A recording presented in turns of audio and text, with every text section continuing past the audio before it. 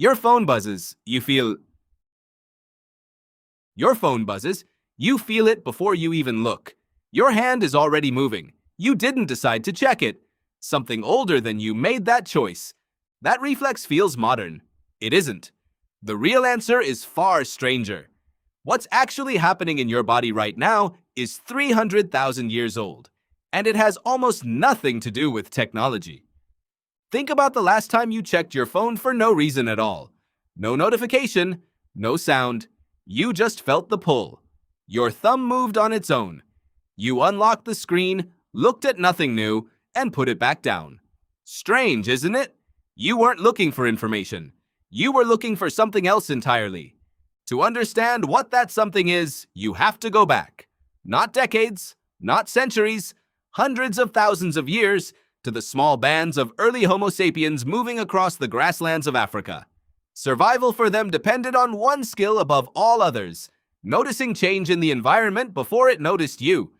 A rustle in the grass could be wind, or it could be a predator. A silence where there used to be birdsong could mean nothing, or it could mean something was approaching. The humans who survived were not the strongest or the fastest. They were the most alert, the ones who checked. This is called environmental monitoring, and it's baked directly into your nervous system. Your brain has a built-in bias toward new information, because for most of human history, new information was often the difference between eating and being eaten.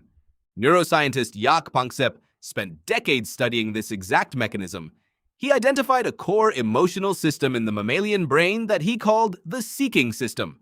It isn't about pleasure. It's about anticipation. It's the drive that makes an animal explore, investigate, and search its surroundings, even when there's no guaranteed reward waiting. Dopamine doesn't fire when you get the thing.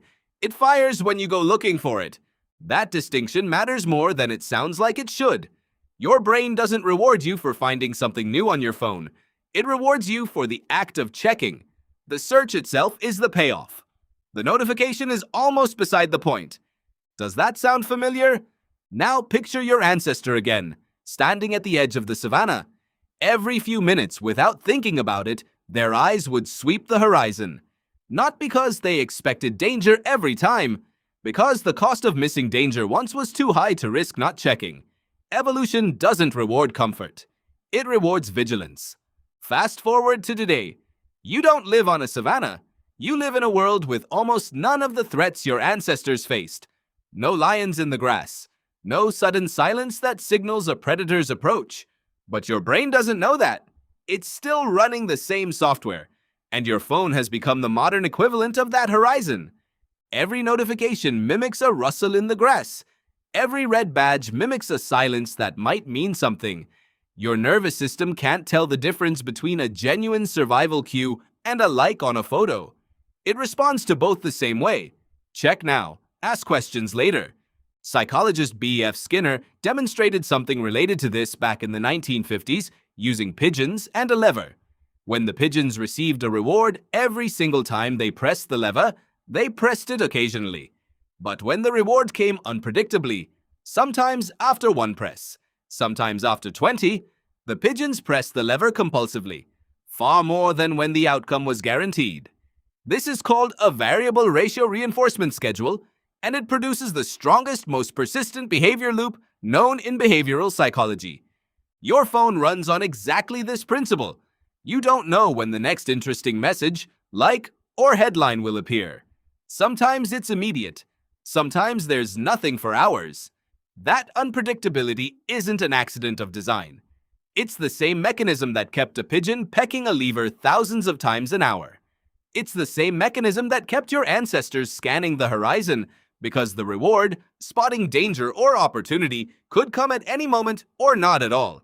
Here's the part that reframes everything. Your ancestors' environment gave them, on average, a handful of genuinely novel and important pieces of information per day. A predator sighting, a change in weather, a stranger approaching camp. Their seeking system evolved to respond intensely to rare, high-stakes information.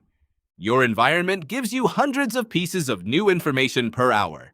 Messages, headlines, videos, updates.